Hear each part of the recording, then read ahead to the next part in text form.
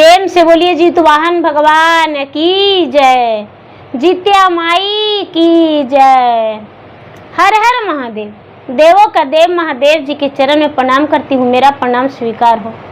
माता गौरी पार्वती के चरण में प्रणाम करती हूँ, मेरा प्रणाम स्वीकार हो। सब देवी देवताओं के चरण में प्रणाम करती हूँ, मेरा प्रणाम स्वीकार हो। गुरु भाई बहना, मैं एक जीवित पुत्रिका व्रत की कथा सुनाने जा रही हूँ, जो निराहार निराजल एक भी सीख माताएं अपनी हाथ से भी नहीं तोड़ते हैं, दतवन तक नहीं करते हैं, निराहार निराजल रहते हैं। और कोई व्रत में तो यानी तीज भी करते हैं, तो बहुत सी दीदी लोग जो होती हैं जिनको नहीं रहा जाता है तो जल पी लेते हैं। और कोई व्रत में खरना करते हैं, छठ इतना भारी है जो एक दिन खरना की जाती है, उपास के दिन भी जल पी लेते हैं और शाम का समय में जब अर्घ देकर आते हैं तो। लेकिन जीवित पुत्री का व्रत है जो एक बूंद भी जल पीने का नहीं है। माताएं के लिए उस दिन कोई भी चीज कंठ के अंदर नहीं जाना चाहिए। जहाँ तक के कि माँ सोचती है कि मैं जितना चुपचाप बैठी रहूं और कुछ ऐसी बात ना बोलूं, किसी का बच्चे को डांट फटकार भी नहीं करती है माँ। तो मैं कथा सुनाने जा रही हूँ जीवित पुत्री का व्रत की। जय जितवाहन बाबा, जय जित्या माई। एक राज में जो गंधर्वों का राजा थे, राजा महर्षि, बहुत बड़े राजा थे। वो अपने राजपाट त्याग के वन में चले गए थे। उनका पुत्र जितवाहन थे। अपने पुत्र जितवाहन पर उनका जो पुत्र थे वो पूरे श्रद्धा भक्ति के साथ अपना राजपाट चलाने लगे, उत्तराधिकारी। उनसे पूरे प्रजा लोग प्रसन्न थे। प्रजा लोग सभी उनका गुणगान किया करते थे। धीरे धीरे कुछ दिन बीता, बहुत समय से पहले, जो कि उनको उत्तराधिकारी नहीं बनना चाहिए, तभी वो उत्तराधिकारी बन गए थे। उन्हें लोग, प्रजा लोग बड़े मान सम्मान दिया करते थे। एक दिन अचानक अपने माता से कहते हैं कि माता, मेरे पिताजी आखिर कहाँ हैं? उनकी माता कहती है कि बेटा, मुझे नहीं पता तुम्हारे पिता कहाँ हैं। जितवाहन कहते हैं कि हे माते, मैं अपने पिता के खोज में जा रहा हूँ। जब तक मेरे पिता नहीं मिलेंगे तब तक मैं अपने घर वापस नहीं आऊँगा और अपने पुत्र का धर्म निभाकर पिता के सेवा करूँगा। पुत्र धर्म यही होता है माँ, जो पिता को सेवा करता है। जितवाहन का माता अपने पुत्र से बहुत विनती किए, लेकिन वो नहीं माने और घर से वो निकल गए। घर से निकल जाने पर वन में चले गए। वन में कुछ दिन बिता तो माल्यावती के साथ विवाह कर लिए। उनकी पत्नी माल्यावती थी और पिता को सेवा करने लगे। उनके जो पिता थे गंधर्व, वो वन में एक तपस्वी के रूप रह रहे थे। उनका जो शरीर था एक चट्टान के समान था। प्रतिदिन उनका सेवा किया करते थे। धीरे धीरे धीरे धीरे धीरे धीरे धीरे धीरे समय बीत रहा था। एक दिन का बात है कि एक बूढ़ी माँ रो रही थी वन में। जब वन में रो रही थी तो जितवाहन इधर उधर घूम रहे थे। रात्रि का समय था। जितवाहन घूर रहे थे तो कहते हैं कि हे माता, आखिर इस आधी रात में आप क्यों रो रही हैं? ओ माता कहती है कि मैं वो अभागिन माँ हूं जिसका आज पुत्र मरने वाला है। आज जिसका भला एक ही पुत्र हो, उसका पुत्र मरने वाला रहे, तो भला उस माँ को कैसे नींद आ सकता है, कैसे वो अन्न खा सकती है, कैसे जल पी सकती है, कैसे चैन से सो सकती है। मैं नाग कुल का हूँ, नागवंश का हूँ, नागरानी हूँ, नागरानी जिसका एक ही पुत्र शंखचूड़ है। आज गरुड़ महाराज आएंगे और आज मेरा पुत्र को खा जाएंगे। उनसे लोगों ने वचन दिए हैं सब कि एक नाग पोलियो का रोज वो भोजन करेंगे। ये बात सुनकर जितवाहन कहते हैं कि हे माता, आप अपनी आंखों का आंसू पोंछ ले, आंसू ना गिराएं। जो नागकुल की नागरानी है वो कहती है कि पुत्र कैसे मैं नहीं रोऊं, आज मेरा पुत्र को जान का कोई बचा देगा। जितवाहन कहते हैं कि आपके पुत्र आपके पास रहेंगे माता, आपके पुत्र का कोई भी कुछ नहीं करेगा।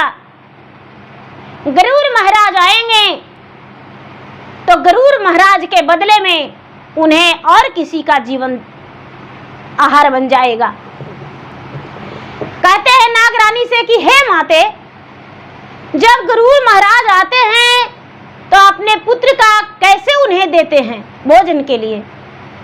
कहते हैं कि हे पुत्र, लाल कपड़े में लिपट कर और धर देते हैं, सुला देते हैं स्थान पे जहां वो रहते हैं, और अपने चंगुल से उठाकर लेकर चले जाते हैं पर्वत पे, और उसके बाद भोजन वो करते हैं।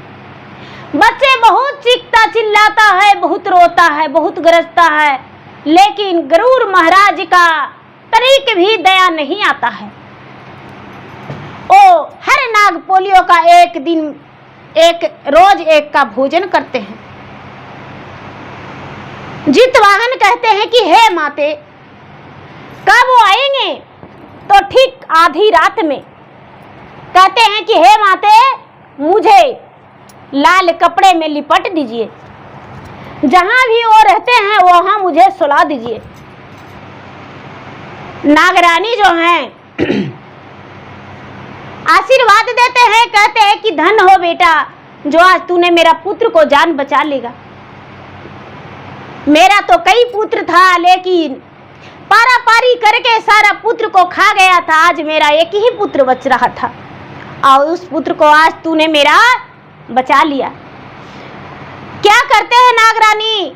जितवाहन को लाल कपड़े में लपट देते हैं, लाल कपड़ा में लिपट के और उसे गरुड़ राज के पास पहुंचा देते हैं। गरुड़ राज आते हैं और अपने पंजे में झपट के जितवाहन को उठा लेते हैं। जितवाहन को उठाते समय जितवाहन तनिक भी नहीं सिसकते हैं। ले जाके और गरुड़ महाराज अपने स्थान पे जहां रोज भोजन किया करते थे वहां पर ले जाकर जितवाहन को पटक देते हैं, लेकिन फिर भी जितवाहन का मुख से आहट नहीं निकला। जब उनकी बाएं हाथ से खाने को लिए शुरू किए, तब भी जितवाहन का थोड़ा सा सिसकिया भी नहीं निकला। गरुड़ राज बड़े मस्त से उनकी मां से खा रहे हैं। जब बाएं हाथ खा गए तो दाहिने हाथ दे दिए। जो जितवाहन महाराज थे वो दाहिने हाथ दे दिए। दाहिने हाथ जब खाने लगे तब पर भी थोड़ा सा नहीं सिसकने लगे जितवाहन। गरुड़ महाराज कहते हैं कि महाराज आप कौन हो? मैं तो रोज एक प्राणी का भोजन करता था, लेकिन उसका चिल्लाहट, पूरी जोर जोर से आहट, आंखों में आंसू, तड़प होता था। लेकिन आप एक ऐसा प्राणी हैं जो थोड़ा सा भी चिहक नहीं रहे हैं। आखिर आप कौन है? देवी हैं, देवता हैं, कौन है? खाना छोड़ दिए। जितवाहन कहते हैं कि हे गुरुराज, हे पक्षीराज, मैं आपके सामने हाथ जोड़ता हूँ, पाँव पड़ता हूँ, विनती करता हूँ, मेरा शरीर का मांस आप पूरी पेट भर के खा लीजिए। आखिर मैं चिल्लाऊंगा तब पर भी आप भोजन करेंगे मेरा शरीर का मांस का, और यदि नहीं भी चिल्लाएंगे तब पर भी। इसलिए मैं अपने आप का दर्द बर्दाश्त करके दांत पे दांत चढ़ाकर मैं सिसकियां बंद कर लिया हूँ, और आपका भोजन, किसी को प्राण बचाने के लिए मैं अपना प्राण निछावर कर दिया हूँ, मेरा भोजन आप कर लीजिए। जितवाहन कहते हैं, जब ऐसा तो नागराज कहते हैं कि नहीं, अपना परिचय बताइए। कहते हैं कि देखिए, मेरा माता का नाम साव्या है, मेरे पिता का नाम गंधर्व, राजा गंधर्व है, और मैं सूर्य कुल से हूँ, मेरा नाम जितवाहन है। मेरा पत्नी का नाम माल्यावती है। मैं अपने नगर को त्याग के और अपने पिता का सेवा करने आया हूँ। इस पर्वत में पिता के तलाश में हूँ। मेरे पिता आखिर कहाँ रहते हैं मुझे खुद नहीं पता है, कहाँ रहते हैं। वो जो गरुड़ राज है कहते हैं कि हे पुत्र, तुम्हारा पिता का मैं पता बतलाऊंगा, तुम्हारे पिता का पता मैं बतलाऊंगा। मैं जानता हूं तुम्हारे पिता कहाँ रहते हैं। एक चट्टान पे चट्टान की तरह उनका शरीर भारी हो गया है और वो पड़े रहते हैं। उन्हें तो किसी से कोई मतलब नहीं है। जितवाहन सोचते हैं कि मैं तो उन प्राणी के पास तो प्रतिदिन जाता हूँ, क्या वो मेरे पिताजी हैं? मन ही मन सोचते हैं, लेकिन उन्हें तो पता ही नहीं था कि वो मेरे पिता हैं। कहते हैं कि ठीक है। कहते हैं कि हे गुरुराज, आपसे मैं वचन लेना चाहता हूँ, या तो आप मेरे शरीर का मांस खा जाइए और नहीं तो एक वचन दीजिए। गरुड़राज कहते हैं कि हे जितवाहन, आप तो ऐसा प्राणी है जो दूसरे को प्राणी का जीवन बचाने के लिए अपना प्राण दांव पर लगा दिए। आप इतना कर सकते हैं तो क्या आपका वचन मैं एक नहीं मान सकता हूं? जो भी कहना है वो कहिए। कहते हैं हे पक्षीराज, आज से आप वचन दीजिए कि किसी का बच्चे का भोजन नहीं करेंगे। दूसरी बात, जितना प्राणी को आप भोजन किए हैं सभी को जीवित कर देंगे। तीसरी बात, इस पर्वत पे आप कभी नहीं आएंगे, आप अपने लोक में चले जाएंगे। पक्षी गरुड़राज कहने लगे, एन मस्तु, अवश्य हम बिल्कुल ऐसा ही करेंगे, हम ऐसा ही करेंगे। हम आज से किसी नागपुलियों का नहीं खाएंगे, किसी का संतान का भोजन नहीं करेंगे।